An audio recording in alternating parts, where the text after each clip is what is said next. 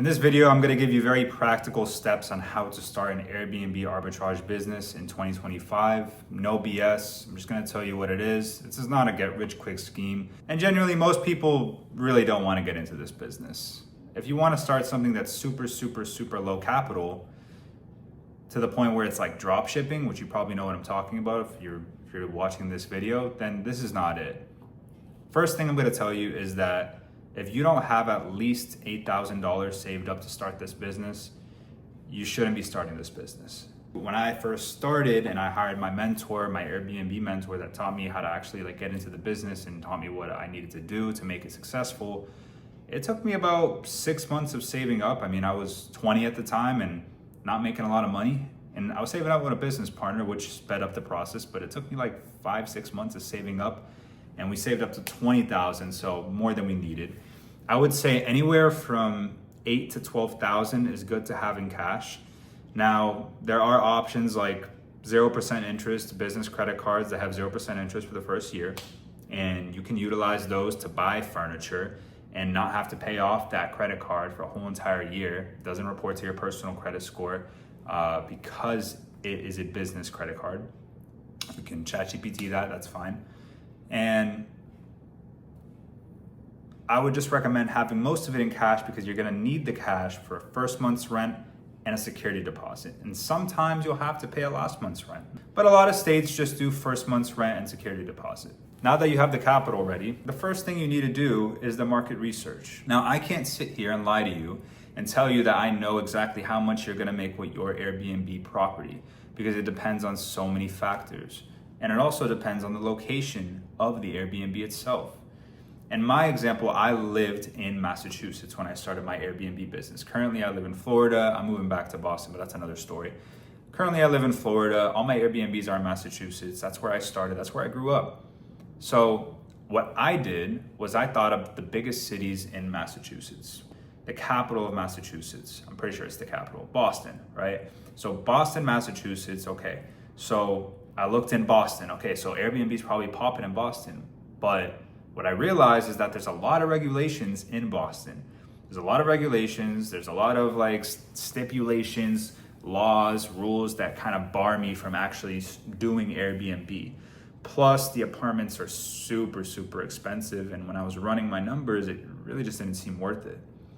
So I was like, okay, well, I can't do it in Boston. So what am I gonna do? I'm gonna look at the cities around Boston. So I looked at, I'm not gonna name them all because you probably don't care and you probably don't know what they are anyway, but I looked at all the cities within like a 15 to 30 minute radius of Boston. Even an hour out of Boston I was looking, and I was looking in all these cities. And what I would do is just call up every single landlord. Now I wouldn't do it like this nowadays. I would do the research first, I would run the numbers. So what I would actually do nowadays is copy and paste the addresses, go to a website called airdna.co, type that address in, copy and paste the bed count and the bath count, and it's gonna give you an estimate on how much you're gonna make. Now, if you've been looking into Airbnb for a while, I know that you probably already heard of this, but it really does work. And the reason it works is because it's actually comparing real life analysis. It's real data. It's comparing real data in the market. And if you don't believe it, just look it up on Airbnb yourself.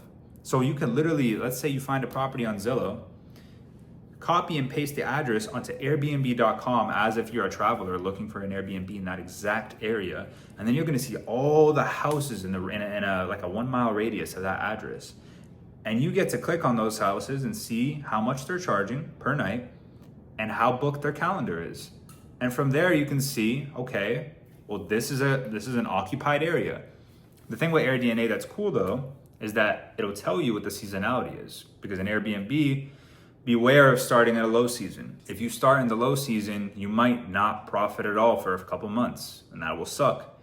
So timing is also another factor. You don't wanna get an Airbnb in January if January is the worst season of the year.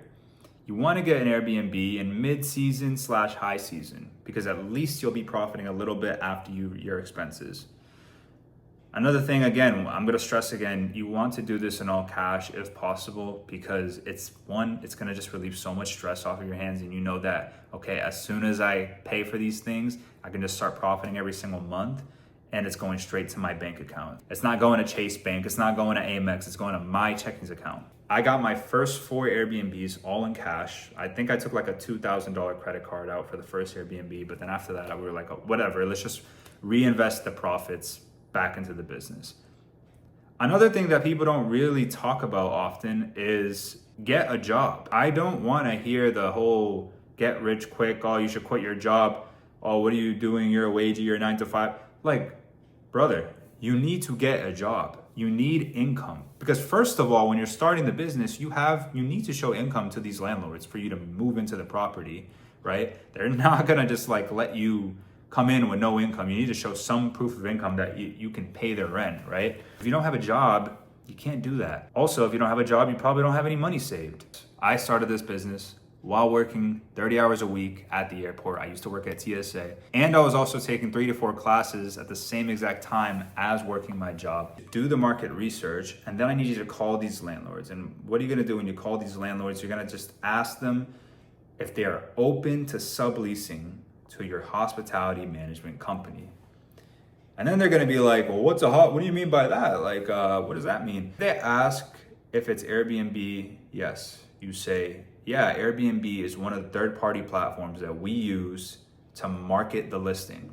But we also use VRBO, we also use Booking.com, we also use Zillow, we also use Furnish Finder, and that's all true. When you say it like that, it comes off a lot more professional. And maybe you'll get a no anyway.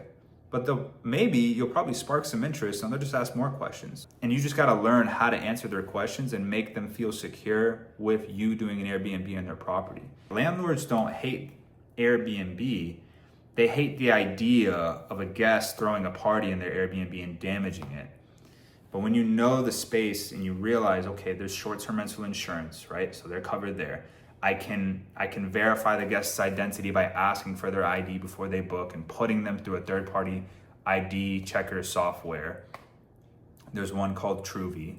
I can get decibel detectors so I can make sure that parties don't happen. I prevent them. And if it starts getting loud, I already get notified. I can text the guest, I call the guest, I head over there, make sure it's taken care of before things get out of hand. These are the things that you have to display to the landlord that you know what you're talking about. At the end of the day, you're taking care of the property as if it was your own. And that's what you have to display when you're talking to these landlords. And then after you get a yes from a landlord, all you have to do now is go on Amazon, go to Walmart, go to Target, order furniture online, try to budget the furniture at $1,000 a room so you're not going too crazy on the furniture, but you're also not too cheap. You don't want to cheap out too much.